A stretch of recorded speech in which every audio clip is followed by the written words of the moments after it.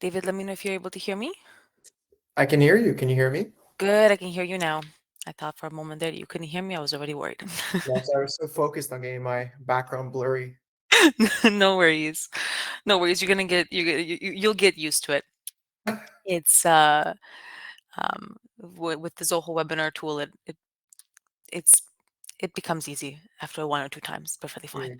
Mm, All right, so uh, David's a bit new to our calls. He has wonderfully accepted to help us out and replace Kushi, who is very much intensely studying for her exams, and so we wish her all the best.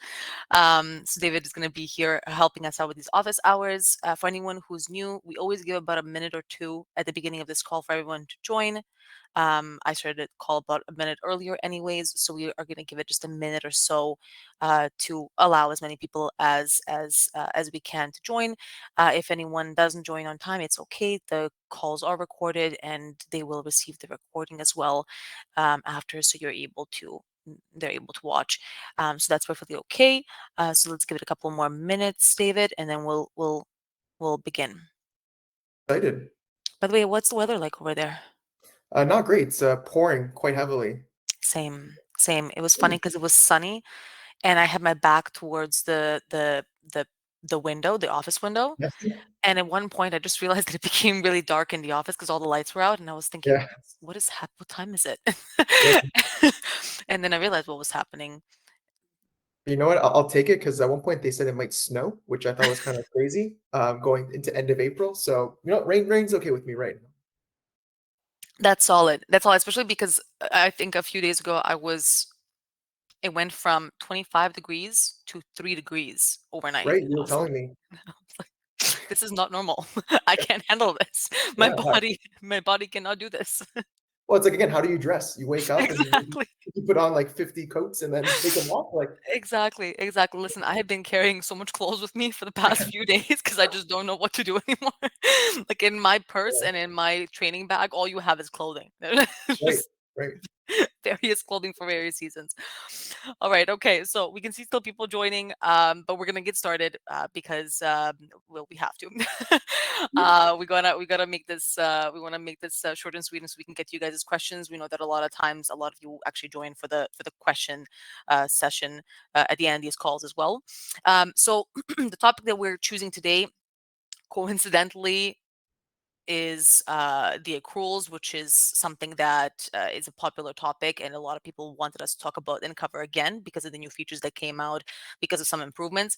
And coincidentally, it was actually exactly a year ago when we had these office hours right on the same topic. It was not planned. This again, a very very large coincidence here at Vacation Tracker. All in all, we're covering accruals. We're going to talk a little bit about at the beginning. I'm just going to cover the basics of accruals. I know that a lot of you probably already know what accruals are, but I just want to make sure if we have any core users who are maybe interested in using accruals, not yet using it, and I want to clarify the feature itself for them.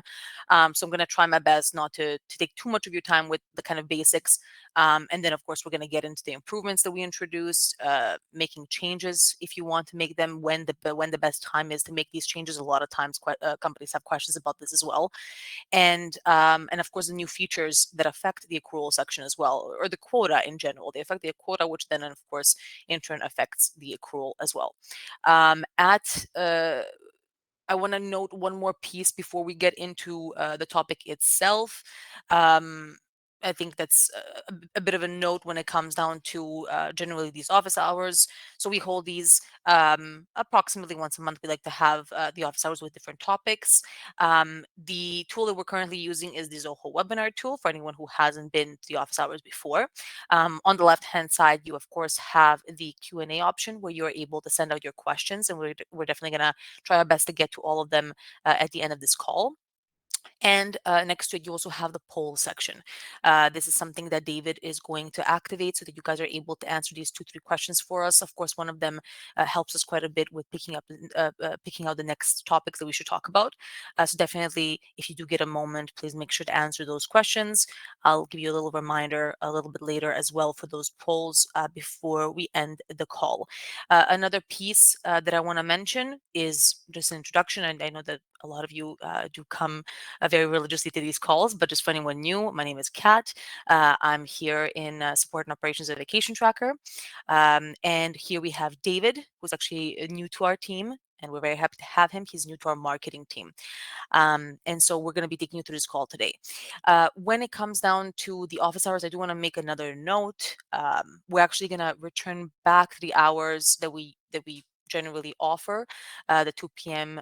Eastern Standard Time hours for the next office hours. We just wanted to do at least one topic a little bit earlier to try to catch some of the other continents as well and the other time zones, and offer the option of coming to the calls.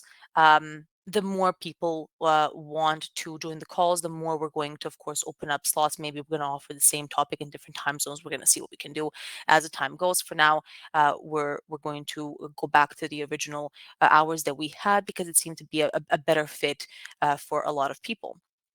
And for everyone else who couldn't make it, they wanted the recording anyways, and it's something that we provide as well.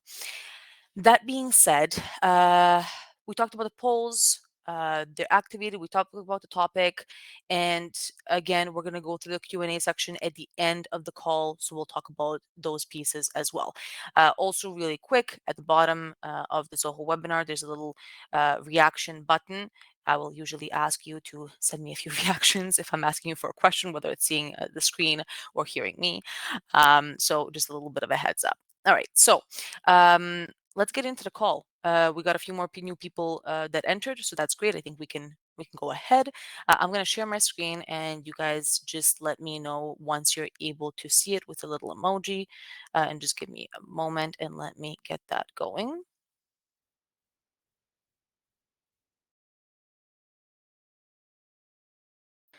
So I am sharing, and you just let me know if you're able to see it. We should be seeing the dashboard. Wonderful. Thank you. I see the thumbs up. Thank you. Great. I love these emojis. I generally love these calls, you guys.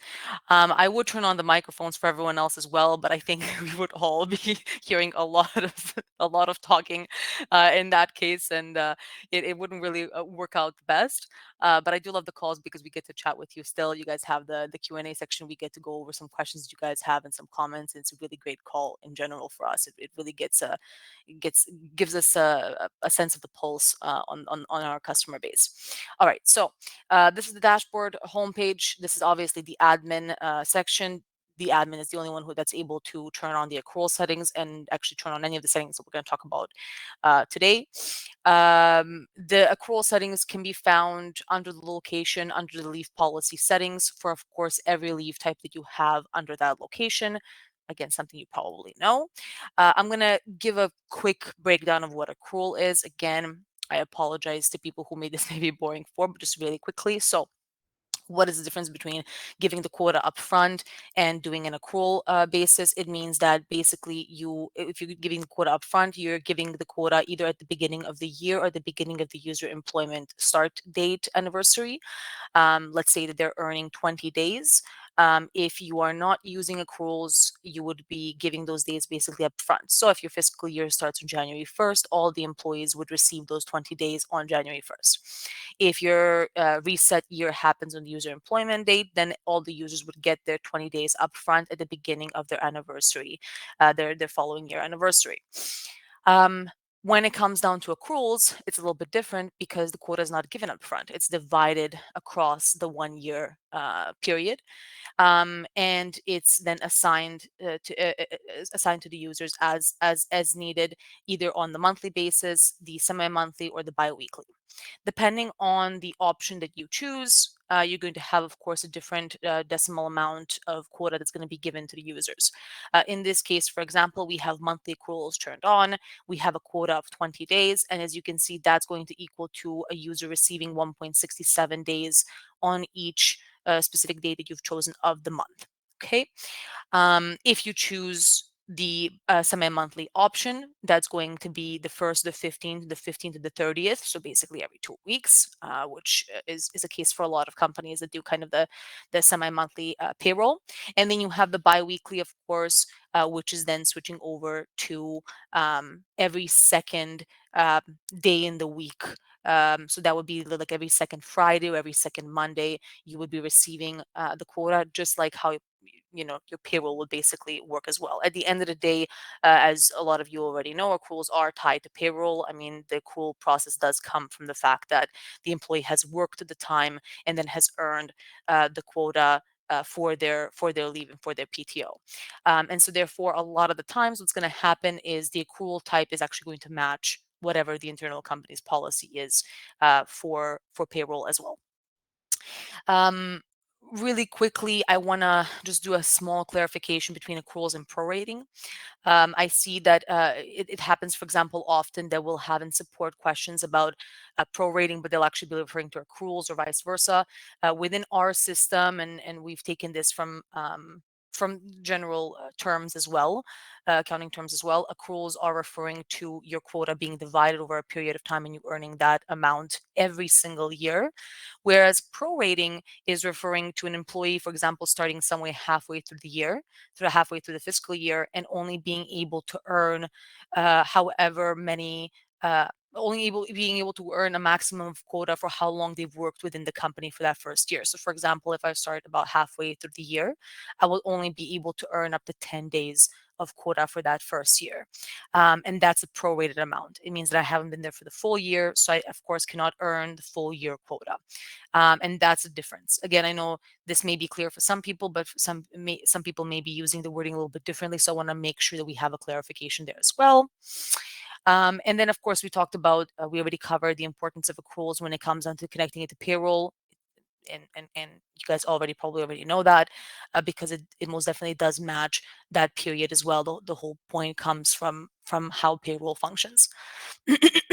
Okay, so as for the settings within Vacation Tracker, again, we're going to talk just very quickly about the basic settings that we've always had, and then we're going to talk about the improvements that have been released over the last few months because there've been quite a bit of them. So, like I said, the setting can be found under the locations, under the locations under their leave policy for each leave type, although most commonly used for paid time off. You will not generally see accruals being used for other leave types such as sick leave or bereavement or anything like that. It's usually used for paid time off. All the other quota tends to be given upfront. And of course, this can be set up by the admins when you're setting up the locations. One thing I do want to note is the editing of the accruals is disabled. I know that here it doesn't look like it is, but that's because we are on my demo account. And I have the power with this account. So in this case, I can make these changes. But for example, if you have your accrual settings set, you're going to notice that you cannot change from the accrual type that you've selected and turned on at the beginning.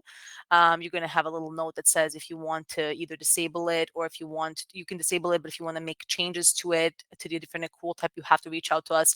The reason why we did this is because, to be honest, ever since we introduced accruals, it's been a while that we've had accruals at this point. None of the companies really need to change these settings. Once it's set, it's set. The only time it happened was when when a company had an internal change of policy, and the change itself is a little bit.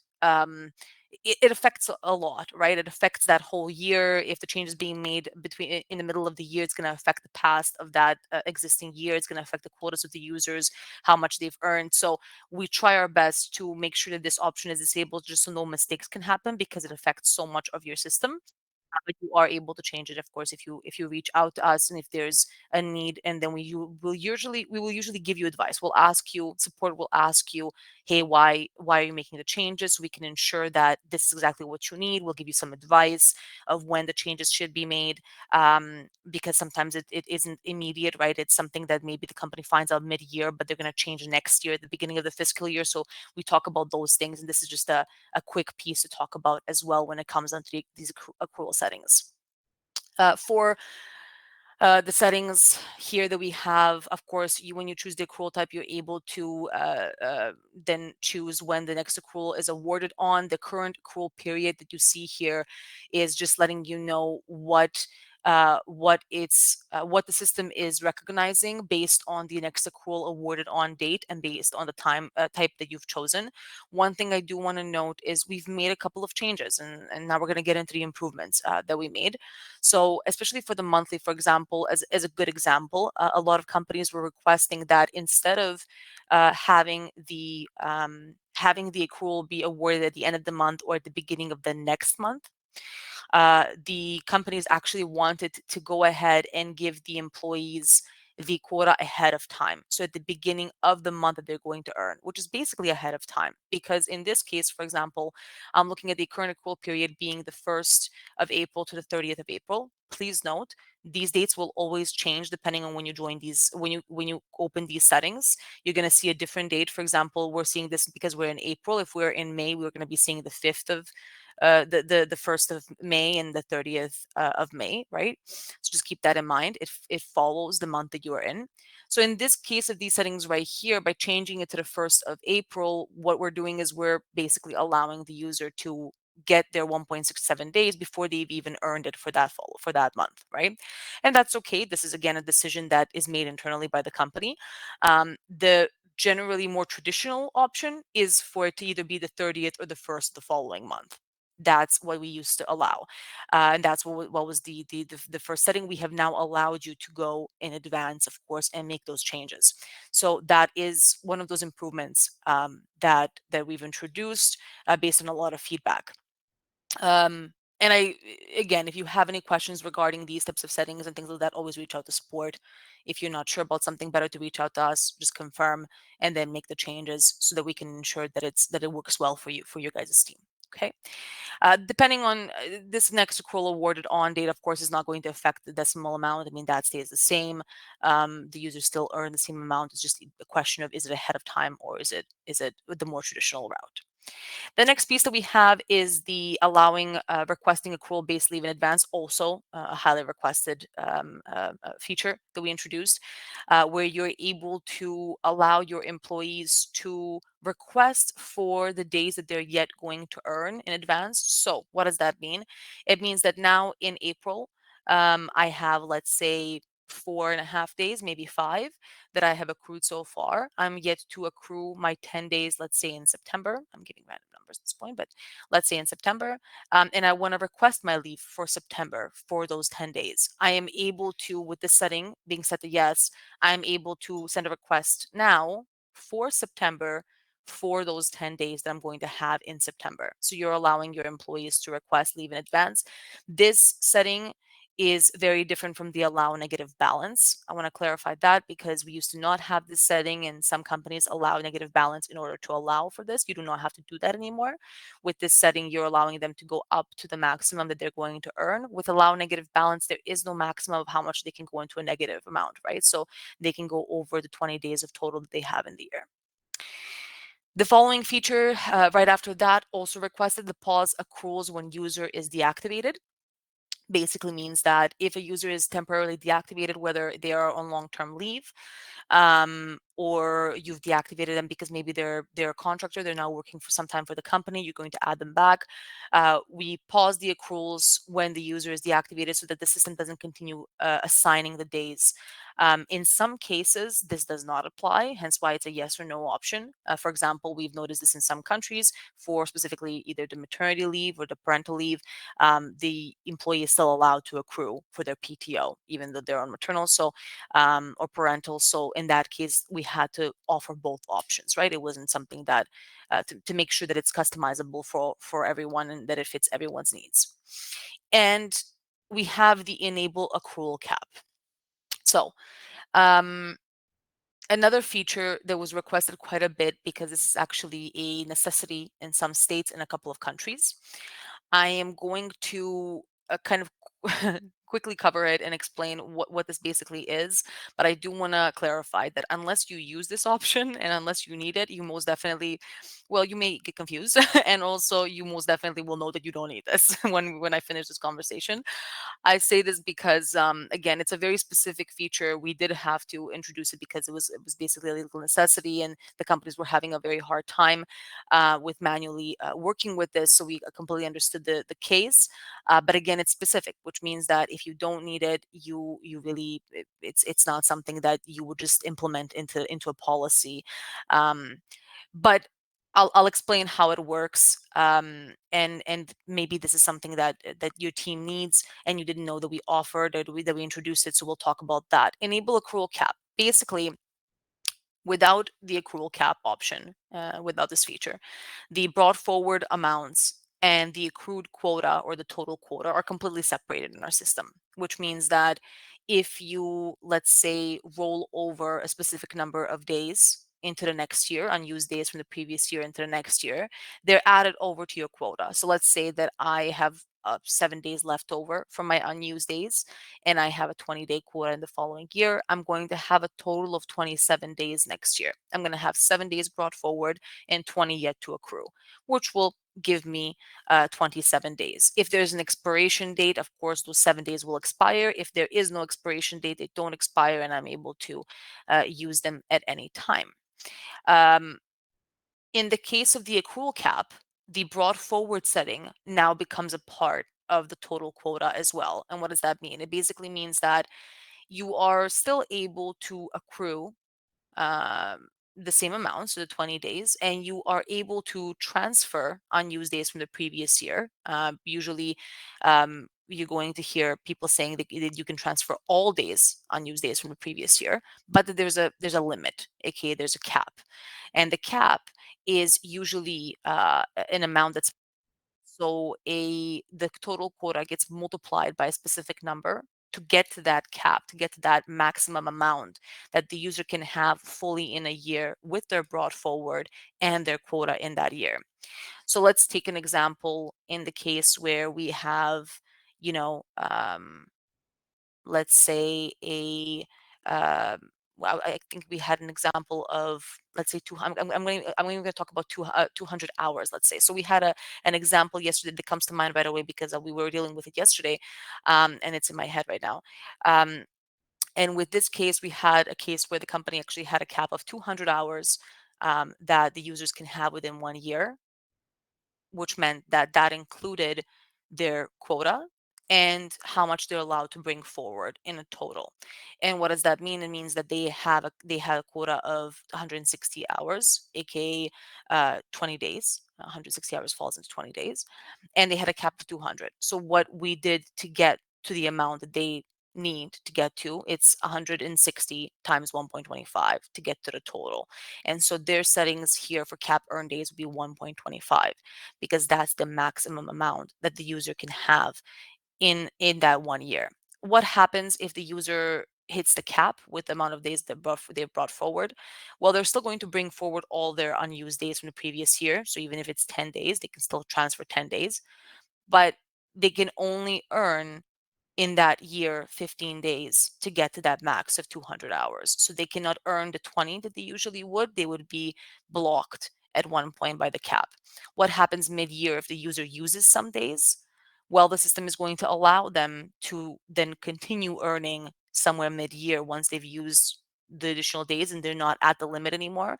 The system will then allow them to earn whatever they've used so far until the end of the year. And that's how the cap system works. Again, it's a bit complex. We have a lot of articles written on it. It's very specific for the companies that want to use it. So if this is something that you would want to use, you definitely know about it, or you would have asked us about it, maybe requested it. But it is one of those settings that we introduced. And of course, we introduced a few different options that were requested that matched what the companies needed. These are the most common cases we caught. If by any chance you are a company that's using CAP and there is something that we are missing here, definitely let us know. But we did speak to a lot of the companies that are using the feature, and everything seems to be working well with the CAP setting so far. If the cap setting is off, of course, we go back to that regular brought forward setting where it's separated from the accruals. It does not get accrued it does not get counted into the quota, and you're able to transfer the days, and then you're able to just accrue your own amount the way that it goes, which is a more common case when it comes down to the setting. Now, we've gone over the improvements that we introduced for the accrual section, and now we're going to talk about the few features, the few new features that we've added that are also going to be that could affect accruals. Let's put it that way. So I'm going to mention just one thing before I move over to the two automations that definitely get included in changing the accrual quota. The time off in lieu. So this is a feature that we recently introduced, very highly requested. You all may know if you've been to the office hours. I mentioned it a few times. We were fighting to see what we're going to name the time off in lieu, because there's like 7 names for time off in lieu all around the world, and everyone kept calling it differently. So we weren't sure what to name it ourselves. I think even in our articles, we wrote 2, 3 names just to make sure that we're covered. So comp time, time off in lieu, overtime worked, whatever you call it. This is the setting. You can now turn it on, of course, in the complete plan and enable it, which means that if the employees have worked overtime, they're able to actually send out a request to request time off, to request overtime work to be added to one of their quotas, most commonly, of course, used for PTO.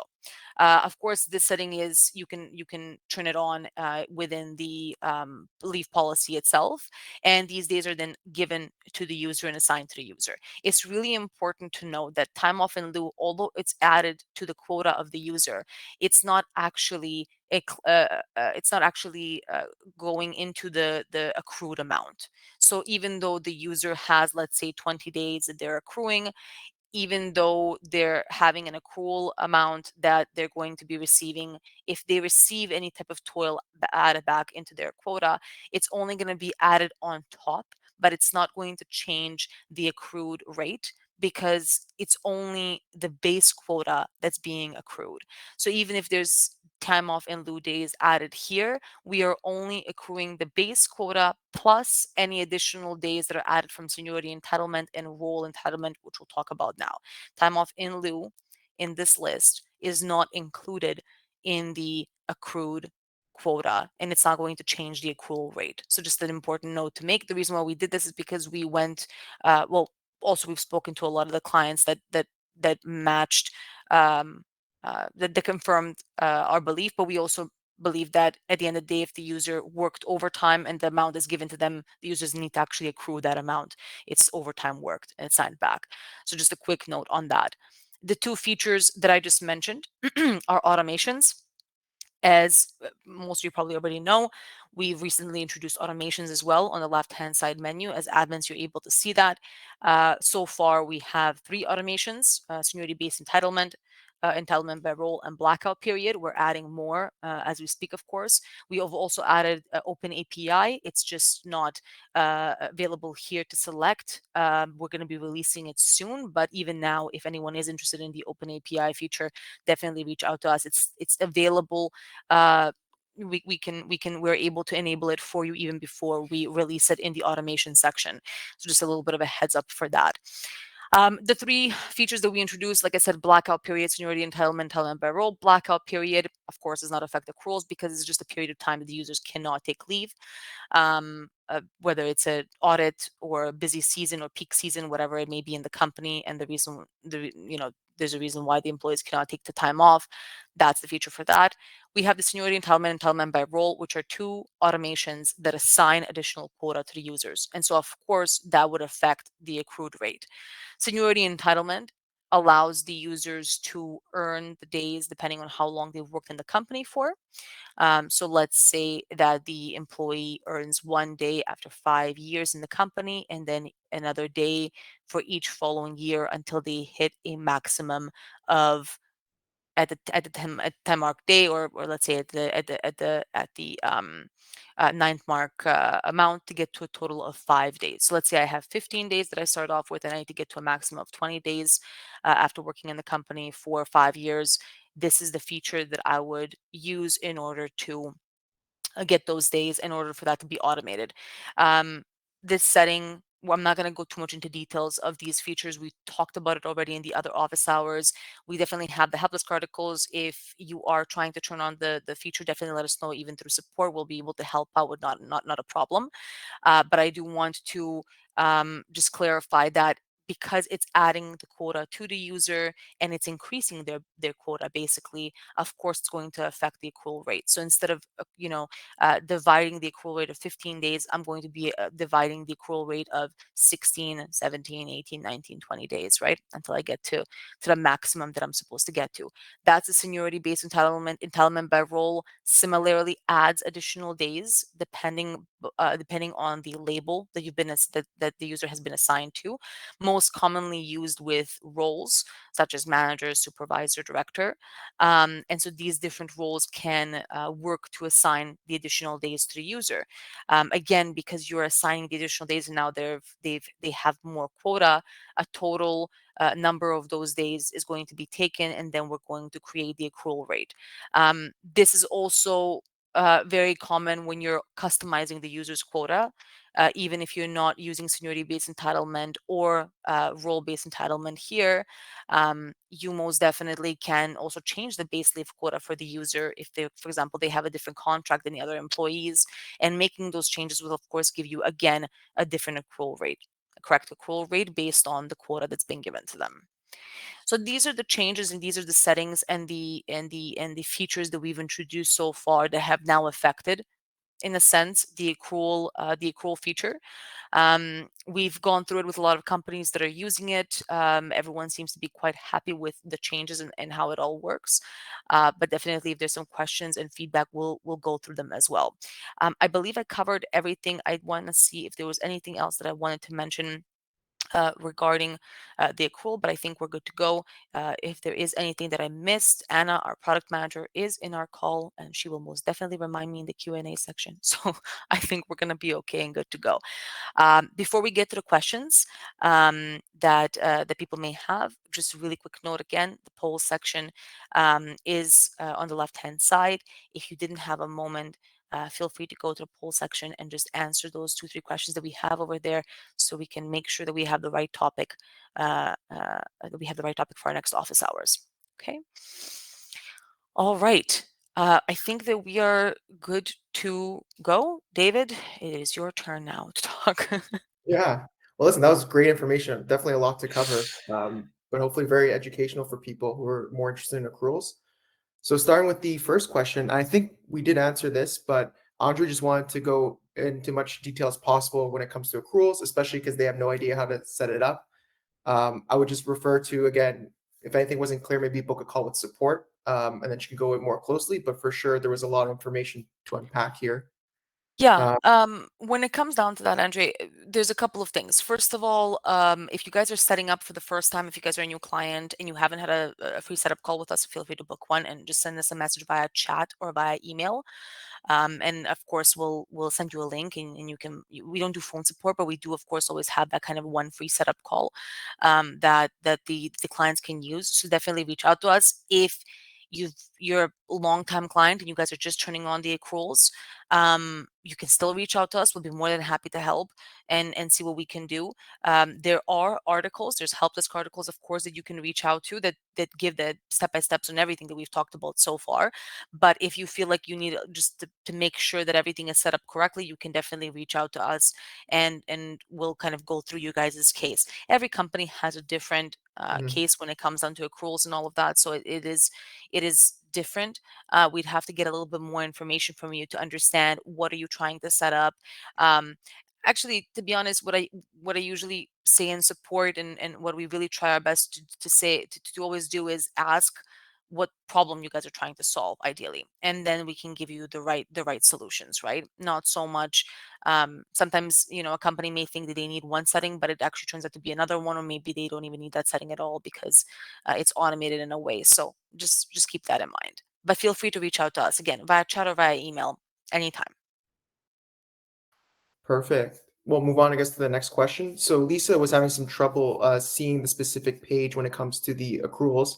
I believe, like you mentioned at the beginning, you have to be an admin, correct, to see the breakdown like that? Yes, besides an admin, your company also has to have the complete plan. So please keep that in mind. If you guys are part of the core plan, you will not be able to see accruals nor toil. Both of these features are available in the complete plan. To find out if you are an admin, on the left-hand side menu, you would see the settings. If you are able to see the settings, you'll be able to see the billing section. Once you click on the billing section on the left-hand side under settings, you're going to be able to see which plan you are on. So if the current plan that you are on is on the core, then you, of course, will not be able to see these features. They are the plan. They are part of the complete plan. You would have to switch over to the complete plan in order to access them. Perfect. Yeah, I think that just about covers that one. Um, and then the last question we had for today was from, and I apologize if I mispronounced your name, Devrashri, who want to know, can we go in the past dates in current accrual period option, if that's available? Can we go in the past dates and current accrual period option? So if, and I'm gonna, sometimes we'll have these questions during the office hours where if I'm not sure, I'm going to either ask for clarification, which if you can do right now, that'd be great. If you can't, send us an email, feel free to do so.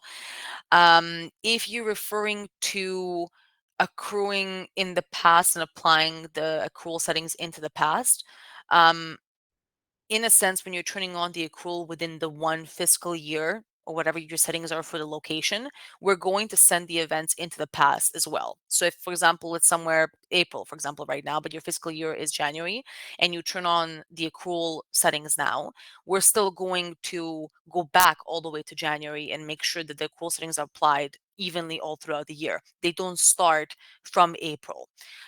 If you're referring to the previous years being accrued, that's something that we wouldn't do for a specific reason that the years have already passed. And if the users had, let's say, upfront 20 days quota and they're supposed to accrue 20 days at this point, doesn't really matter because the year is over. They've already had the days they've been given to them. That's it. But if we're referring to the changes of the settings, for example, mid-year, which is a great question, we do actually affect the past of that current year where you when you're changing the settings. So keep that in mind. If it's something else, definitely let us know either in the comments if we still have time. If we don't, if we're finishing up the call, feel free to send us an email with a clarification. We'll be more than happy to um to make sure to give you the proper answer. Okay. Perfect. Actually, we did have one more question that came in at the last minute from, again, I apologize if I mispronounced your name, Lavon.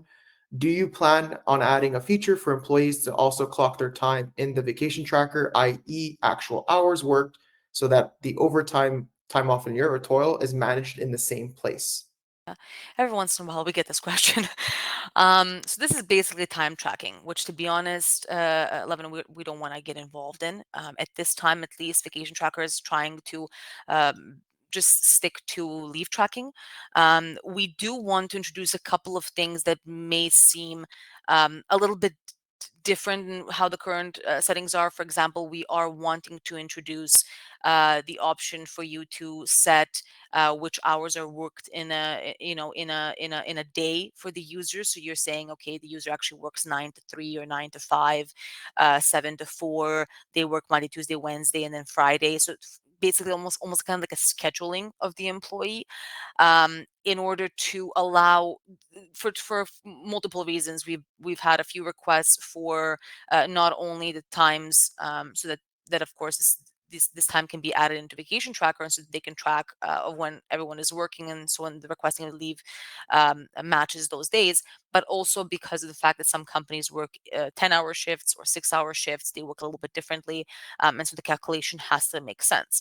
um, and then of course there's again a couple of other features and reasons why we want to introduce this, but this is still almost related more to leave tracking than it is really to time tracking itself. And we don't want to get into a kind of a clock in clock out system at this time. um, do I think it's something we may do in the future? To be honest, I don't think so. I think what we want to do is definitely integrate with systems that do kind of a clock in clock out at one point. But our priority right now when it comes down to integrations are payroll systems and HR systems. That has been kind of something that's our priority at this time. We have a lot of companies, of course, and maybe a lot of you are also using, payroll systems and accounting systems. And so it would be very handy to just kind of connect the systems together. And so that's something that's kind of a more of a priority and something that I can for sure say we're gonna be doing. But the clock in, clock out option, not so much. Well said. We also have these questions keep coming. My God, every time I say last call. So one more question, this time by Carla. You had mentioned a privacy setting for the calendar in previous sessions. When will that be implemented so other departments do not see others' paid time off? Yes, I believe that you're referring to the visibility that I mentioned. I think I mentioned it possibly in the last office hours. I apologize. Um, last couple of months are a blur for cat. So I believe that you're actually referring to the visibility. And that's something and it's kind of divide that we're creating. That's actually something that we are currently working on. We're currently working on the details and specifications of these two features. We definitely want to release them in the next few months. We do not have a date yet because we are, again, still in the midst of working on this, and we basically want to introduce two things. One, you're going to be able to almost create sub-departments. That's a good question. I can talk about that kind of really quickly because those are upcoming features, and I do like to mention them. Actually, I had a note to mention it anyway, so well, Carla, you beat me to it. Basically, it's going to be two sections and two different improvements features. One of them is that we're basically going to allow you to create sub-departments in a sense.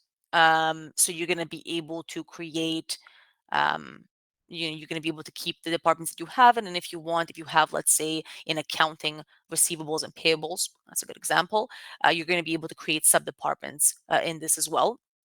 When you create these sub departments, you're going to then be able to organize the approval flow as well a bit differently. They're going to work just like how departments work now, and just in a smaller level. Once we introduce this kind of divide, we're then going to be introducing the visibility feature, which I believe, Carla, is the one that you're referring to, where admins will then be able to choose if the departments cannot see each other and see the other departments and their approved their leave information, basically. And so almost in a sense, the information will be hidden. Um, I think that is what you're referring to. That's what we talked about. Of course, it's going to be not only in the calendar; it's going to be in the whole dashboard. They're not going to be able to see each other in the dashboard, in the notifications, from my understanding, in the homepage. So there's definitely going to be a divide across the board. Of course, this is not going to be the same for admins, who will, of course, be able to see the admins in Check will actually be able to see everyone and all the departments and all the information as needed. If Carla, if we don't have you on the list for this feature, if you wanted to be part of the beta testing, for example, for it, something like that, and you think that we don't have you on the list for that feature, definitely send us your email address, either here or via email. You already know how to reach us, and just let us know to put you in the beta testing for the visibility feature, and we'll let you know once it's at least available for testing, and maybe your team can test it out and see if it's working well for you guys' case. She also just had a follow-up question. She's very thankful for your answers. Will this be a feature that's part of the complete plan, or do we So know? yeah, so I believe, and I think Anna RPM can confirm, but actually it's also a question of have we made the decision and do we have information on this yet? I believe that the vision of the sub departments is going to be available with a complete plan, but I believe the visibility feature is going to be a part of the automations here on the left hand side, aka an add-on. From my understanding, that's how that's going to work. But again, I we do sometimes change these things, so I may not be correct. That being said, even if if you're already going to be part of beta testing, which I can see that you actually sent us the email, so yes, feel free to ask. At that time, of course, we'll give you the information. I think closer to beta testing, we'll have a more detailed picture of how that's going to work and how that's going to look like. Perfect. I just want to say thank you, Carla, for sharing your email. We will definitely add you to the beta test for this feature. Do we have time for one more question, Kat? Yes, we do. Well, let's answer a couple more. That's okay. Perfect. So Lavon had another question. Does that mean that the further division of departments will allow us to have different level approvers within the same department? In a sense, yes. I mean, it's not. I do have to say, it's not going to be quite like multi-level approval, for example. So I wanna make the differentiation between that. The multi-level approval is kind of saying, hey, um, uh, you know, uh, David sends a request and it has to go, for example, through Alexandra, and then it has to go through our CEO, Love, right? And so that's different levels. It means that David would send out the request, then Alexandra has to approve, then Love has to approve that one, and to confirm that David can go on break. That being said, that's multi-level approval. This, in a sense, you are able to assign to the sub department a different approver, so it kind of looks like multi-level, but it's not going. Let's say if you have a sub department, I want to try to clarify this as much as possible. So let's say that we do have a sub department. Let's say we have payables, right? In the account in the accounting in the accounting department. So let's say we have payables and we have receivables. If there's a different approver in the payables and receivables, the request is going to go just to the sub-department approver. It's not then going to go to the main department approver as well. So there's going to be a difference there. The multi-level approval is a feature we want to work on, is a feature we want to introduce for sure. But we're first introducing this division and this visibility, division and visibility. And I can see, I believe the 11, actually, you just responded back. I'm not looking for multi-level, just to be able to designate different managers, different set of exactly employees for approval. So yes, in that case, this is going to work well for you. This whole sub-department situation is going to be exactly what you guys need. And again, we're wanting to, we're already working on it. So as soon as we have it live, we're of course going to let you know, as we usually do via email and via the notifications and the announcements in the dashboard. So definitely keep your eye out on those.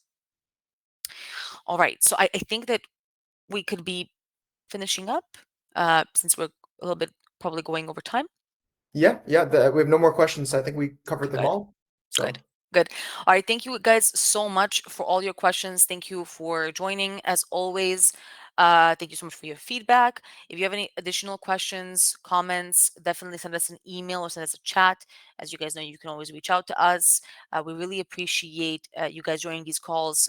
Please make sure you answer the questions for the next topic so we can make sure the topic matches what you guys need, and so that we can get the right feedback from you guys as always. Yeah, it's wonderful talking to you guys as always. Thank you so much. Thanks, David, also for joining and being a pleasure. good co-pilot. Thanks for having me. It was fun.